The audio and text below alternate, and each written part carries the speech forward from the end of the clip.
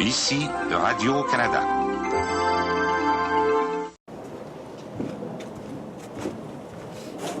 Comment allez-vous aujourd'hui, M. Bourassa? Très bien. Je vous félicite d'être devenu le plus jeune premier ministre du Québec à seulement 36 ans. Merci. Je dois vous avouer que mon slogan 100 000 emplois a eu un très gros succès au sein de la population. J'en suis sûr. Veuillez bien vous asseoir. On commencera dans peu de temps. Merci. Je suis heureux de pouvoir partager mes expériences personnelles avec vous, monsieur. Commençons donc par votre enfance. En quelle année êtes-vous né? Je suis né le 14 juillet 1933 à Montréal. Combien étiez-vous dans la famille? Quand j'étais petit, je vivais avec mon père, Aubert Bourassa, qui était aussi un fonctionnaire au gouvernement, avec Adrienne Courville, ma mère, et mes deux sœurs, Suzanne et Marcel. J'ai entendu dire que vous vous êtes intéressé à la politique dès votre très jeune âge. Est-ce vrai? En effet, c'est vrai. Dès l'âge de 8 ans, j'ai commencé à lire les journaux et suivi la politique de mon époque.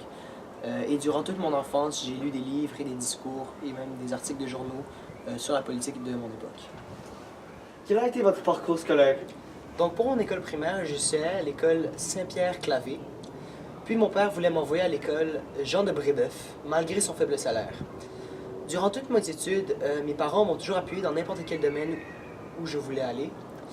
Donc la première université dans laquelle je suis allé est l'université de Montréal, où j'ai étudié le droit. Puis je suis allé à Oxford pour étudier la science politique et la science économique. Et finalement, je suis allé à Harvard pour étudier la fiscalité et le droit financier. C'est aussi durant mes études que j'ai trouvé ma femme, André Simard, que j'ai mariée. Merci pour cet aperçu de votre vie. Merci. Bonjour, Monsieur Bourassa. Bonjour. Enchanté de faire votre connaissance. Je suis ici aujourd'hui pour vous poser des questions sur votre ascension en tant que chef de parti et vos premières élections. Oui. Alors, après la démission de Jean Lesage en 1969, qu'est-ce qui vous a incité à participer à la course à la chefferie? Au départ, ce n'était pas vraiment mon idée. Monsieur Desrochers a fait un sondage sur la population québécoise sur quel type de premier ministre il voudrait. Et heureusement pour moi, le type de premier ministre que la population québécoise voulait ressemblait beaucoup à moi, justement. Donc cela m'a beaucoup avantagé dans la course à la chefferie, en plus d'avoir le support de Jean Lesage lui-même. Ensuite, qu'est-ce qui s'est passé lors de vos premières élections? Naturellement, comme tout le monde, j'étais très nerveux, mais je croyais en mes idées. Je pensais que relancer l'économie et créer des emplois allait hausser le niveau de vie au Québec. Justement, quand j'ai su que j'étais le premier ministre du Québec, j'étais très heureux et j'étais aussi très heureux de devenir le plus jeune premier ministre du Québec. D'ailleurs, être premier ministre a toujours été un grand rêve pour moi. Je suis heureux que vous ayez pu accomplir ce rêve.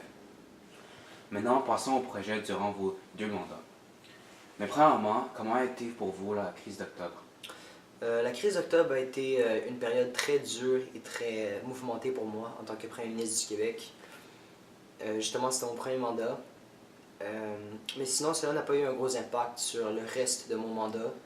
Et justement, j'ai été réélu en 1973. Ensuite, quel projet vous pensez qui a été le plus important durant vos 2 mandats?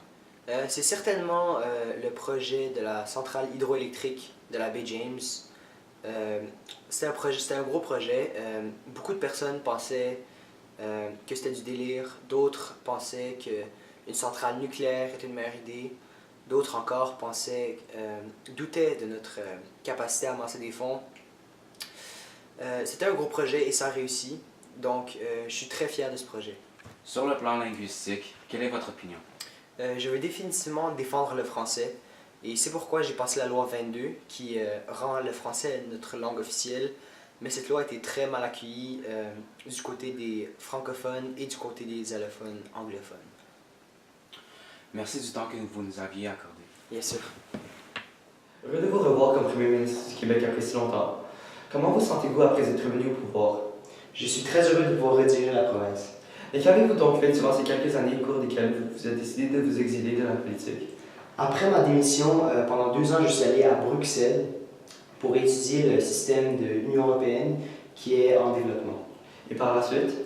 Je suis revenu au Québec et j'ai pu assister à l'inauguration du barrage hydroélectrique LG2 et j'ai pu voir toutes les faces et tous les visages des travailleurs qui m'acclamaient et qui m'ont félicité pour toutes les opportunités et les travaux, les emplois que j'ai pu créer pour eux. Et tous ces facteurs m'ont aidé, m'ont encouragé à me relancer en politique. En plus, pour le référendum de 80, j'ai fait campagne pour le non, parce que je suis un fédéraliste, je ne le cache pas. Et justement, je ne pense pas que le fait que le Québec sorte du Canada soit une bonne idée pour le Québec lui-même, pour des raisons financières. Et justement, il y a 2 ans, je suis redevenu chef du Parti libéral et cette année, j'ai gagné. Bonjour, je suis désolé que vous aviez dû vous retirer de la politique. J'espère que vous pourriez nous parler de vos 2 derniers mandats. Je ferai de mon mieux. Commençons par l'accord du lac Meech. Pour le lac Meech, j'ai essayé de donner au Québec plus de pouvoir, plus de liberté, plus d'autonomie. Les demandes du Québec se résumaient en quelques points, dont le fait que le reste du Canada reconnaisse le Québec comme une société distincte, l'obtention du droit de veto de toutes les provinces du Canada et plusieurs autres ainsi. Malheureusement, les accords ont échoué et puisque les autres provinces ne reconnaissaient pas le Québec comme une société distincte, j'ai déclaré: le Canada anglais doit comprendre très clairement que, quoi que l'on dise, quoi que l'on fasse, le Québec sera, aujourd'hui et pour toujours, une nation distincte, libre et capable d'assumer son destin et son développement. Et par la suite? J'ai essayé de faire, à une nouvelle reprise, j'ai essayé de faire reconnaître le Québec au sein du Canada par l'accord de Charlottetown, mais celle-ci aussi n'a pas fonctionné. Durant le reste de mes mandats, j'ai dû affronter la crise de Oka, la célèbre crise des Amérindiens. Nous devions affronter les Mohawks à cause de leur révolte. Et depuis, en 91, j'ai fait passer le Code civil du Québec qui régit le droit des citoyens. Pourriez-vous nous parler de votre maladie et nous conseiller pour les générations futures? Malheureusement pour moi, je suis affecté d'un cancer de la peau, comme vous pouvez voir ici. Ce qui me force à quitter ma carrière politique. Pour les générations futures et pour les prochains politiciens, je voudrais qu'ils sachent dans quoi ils s'embarquent. La politique, c'est l'art de concilier les contraires. Merci pour cette entrevue.